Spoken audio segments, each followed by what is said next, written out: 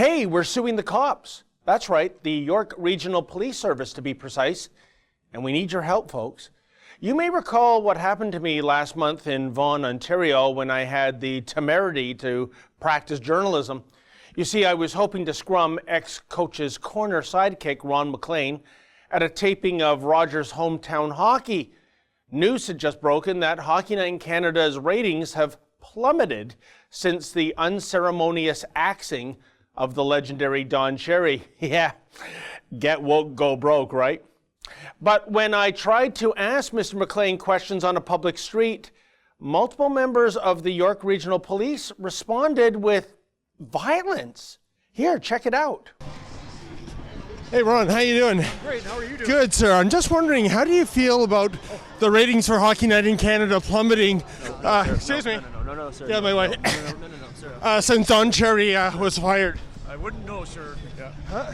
Excuse me. Sir, I'm in a public place. No, those questions, sir. Ron, why did you throw Ron under the bus? Excuse me. I'm in a public place. What are you? Leave Ron alone. No, you're This- Hey, do not hit me. what are you doing? You just hit me. Huh? You just hit me. I'm trying to get around you. You're holding me back. Hey, are we gonna take it down, Matt, or what? I'm trying to do my job. No, you're not trying to do your job. You're trying I'm to in a interfere with- public place, Yes, officer. you're not allowed to hit me like that. I didn't hit you. I got it on camera. Okay? Perfect. Are you guys It's kidding called me? criminal harassment. This That's is what it assault. It's called criminal harassment. Is what you're doing. So I'm I'm practicing cautioning you to journalism. stop. This is not journalism.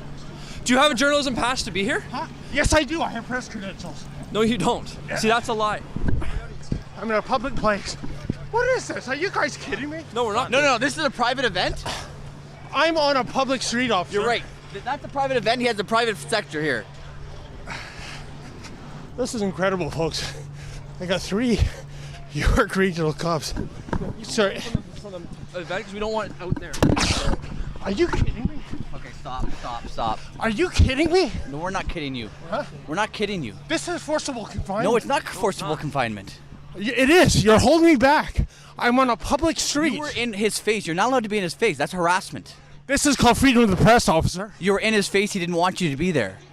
He didn't say that. He didn't say that. Listen, Excuse me. we are under instructions. Let go of the microphone. What's your problem now? I don't have a problem. Huh? We're just trying to stop him. We don't have the problem. The problem lies with you, right? Why? Listen, I'm not talking into your microphone. I can do that. Listen, you can sit there and film me, but you can't shove the microphone in my face. Okay, then I'll be on my way. No, you won't. Not in here. Are you kidding me? Throw yourself into it. Okay, so what do we have here, folks? Well, outright assault and forcible confinement, for starters. I was pushed, shoved, put in a bear hug, and my crime was practicing journalism in the public square? Seriously? What those cops did was against the law. It was contrary to my charter rights and even in violation of a recent Supreme Court of Canada decision that prohibits the police from acting in such a manner. But as I said, we are fighting back. Recently, we served the York Regional Police Service with a lawsuit. I'll recite some excerpts from our claim. Point number 9. While Menzies attempted to question McLean, several officers of the YRP surrounded him, physically assaulted and battered him by putting him in an aggressive bear hug without his consent and without provocation, knocked him over, verbally threatened him, and prevented him from approaching McLean further. Point number 10.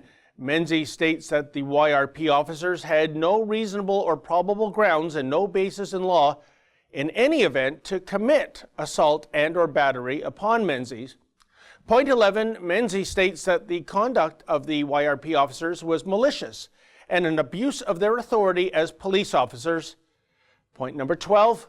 Menzies further pleads that the YRP officers used excessive, disproportionate, and unauthorized force.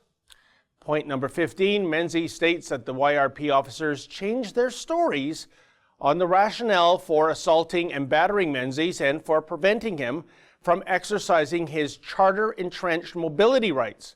At first, the YRP officers submitted they would arrest Menzies for assaulting the YRP officers. Then they changed the story to saying Menzies would be arrested for criminal harassment. Then they changed their rationale again, stating that Menzies was trespassing, even though he was on public property at the material time. And finally, they reverted back to criminal harassment. And finally, point number 17, significantly, at no time did McLean complain to Menzies that he was being harassed. Menzies states, and the fact is that several days after the event, McLean actually spoke to Menzies and asked him if he was available for a sit-down interview, thereby implicitly confirming there was no ill will as between McLean and Menzies.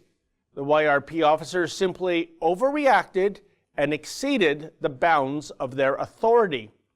Folks, you can see the entire lawsuit online at standwithdavid.ca. Look, don't think we're anti-cop here at Rebel News, quite the contrary, but these were bad cops, or at least cops behaving very badly. Police officers are sworn to uphold the law, but not even agents of law enforcement are entitled to break the law. So it is, we are taking a stand with this claim, but we really need your help, folks. You see, this claim is not about the money, but rather the principle. Yet it is nevertheless going to cost us tens of thousands of dollars to enact justice. The York Regional Police Service has the taxpayer trough at its disposal. We only have the generosity of you, our cherished viewers. So won't you please help me in my quest for justice? Won't you please take a stand with me when it comes to standing up for the rule of law and our charter rights and freedom of the press? Please go to standwithdavid.ca and donate whatever you're able to give.